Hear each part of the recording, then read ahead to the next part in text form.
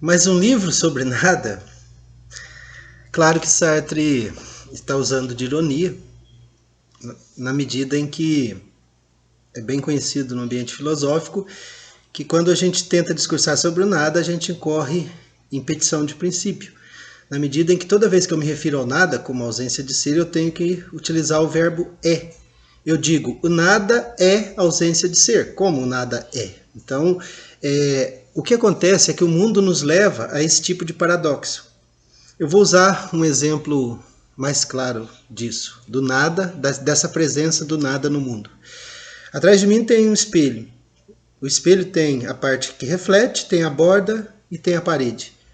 Se eu perguntar o que separa cada uma dessas partes que eu determino, a única resposta plausível é nada. Não existe algo, um momento de passagem entre espelho, borda, parede.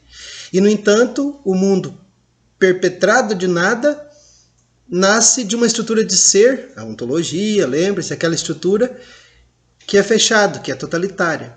Então, uma vez que a gente tem a fenomenologia e a gente parte do mundo, efetivamente o que Sartre mostra no Ser e o Nada é que a investigação, ele parte da interrogação, a interrogação leva a encontrar ausências no mundo. A ausência do meu amigo Pedro, a ausência de dinheiro em minha carteira, e o encontro dessas ausências não é imaginação, é como se o nada se revelasse efetivamente.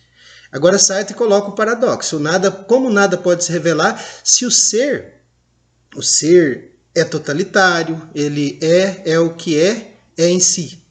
Então, nesse sentido, o que Sartre está mostrando é algo que se coloca entre o realismo e o idealismo, na medida em que não se trata de uma mera ideia, mas também não se trata da coisa ela mesma. É necessário um encontro entre consciência e ser para que a consciência, que tem esse nada que a separa de si mesma, leve esse nada também ao ser. Sartre diz ao coração do ser.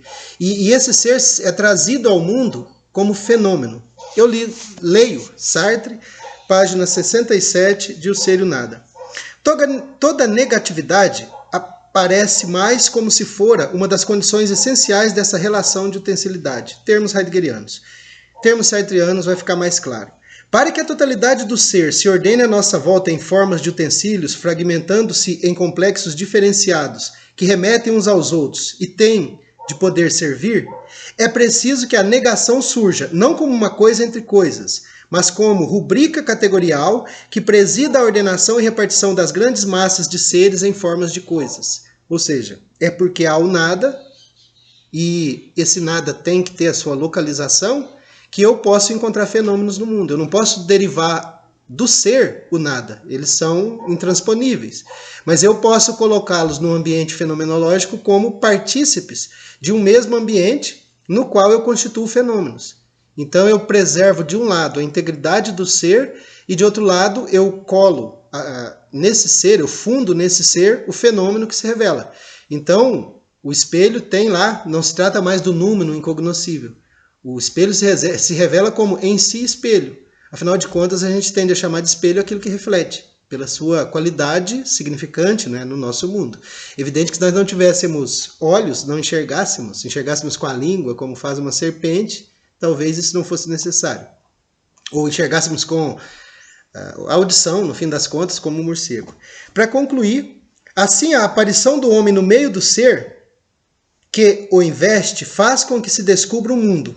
Mas o momento essencial e primordial dessa aparição é a negação. Alcançamos assim o termo inicial desse estudo. O homem é o ser pelo qual o nada vem ao mundo. Daí a liberdade e a responsabilidade. Porque no mundo não haverá determinação suficiente que esse nada não possa corroer. Então você tem todas as verdades religiosas, por exemplo, que basta um pouquinho de dúvida e elas desmancham. Você tem verdades científicas, que é de outra ordem, mas são verdades até que sejam falseadas. E esse tempo, a cosmologia, por exemplo, revela exemplos belos assim de maneiras de pensamento em que o homem sai de uma noção de uma terra plana, ainda na antiguidade, né? E se compreende que ela não poderia sê-lo por N razões. Então, por isso, esse homem que constitui o mundo, ele constitui sim com a sua ação, mas essa ação é levar o nada que faz com que grandes massas de seres sejam separadas em istos. E o isto natureza em seus istos, borboleta, árvore, pássaro. Então, esse é um trabalho eminentemente humano, o mundo é humano, é uma construção, mas não é uma mera construção aleatória. Eu não posso, como diria o Aristóteles, serrar a madeira com um serrote de madeira, ou de um material mais fraco que a madeira.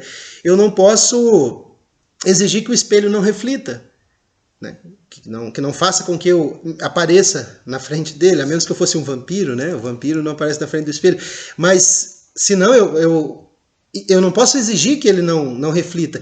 E, nesse sentido, eu não posso impedir também que o ser para si reflita, que ele tenha esse movimento, porque isso seria negar o que ele é. A coincidência, no caso humano, com o próprio ser, que é impedida por esse nada, por essa negatividade que nós somos no mundo, faz com que, de um lado, eu seja constituído como Luciano, e de outro lado, que apareça um mundo de coisas que eu não sou. Essa é a negatividade que permite essa ligação intrínseca entre ser para si e ser em si, sem que seja necessário depois uma reunião substancial. Sartre, na conclusão do Ser o Nada, vai se perguntar se eles estiveram para sempre separados ou se um dia eles foram um único ser e se tornaram dois. E ele diz claramente, essa pergunta é metafísica. Metafísica daquele estilo kantiano que o Kant mostrou que é a elucubração, que é a especulação. Agora, se nós podemos olhar para o mundo e nós podemos constatar que se a gente considerar modalidades de ser, nós vamos encontrar apenas seres que coincidem consigo e nós, humanos, que jamais coincidimos, a gente tem essa base já pronta. Eu volto para falar um pouquinho do ser para outro e do ser em si para si.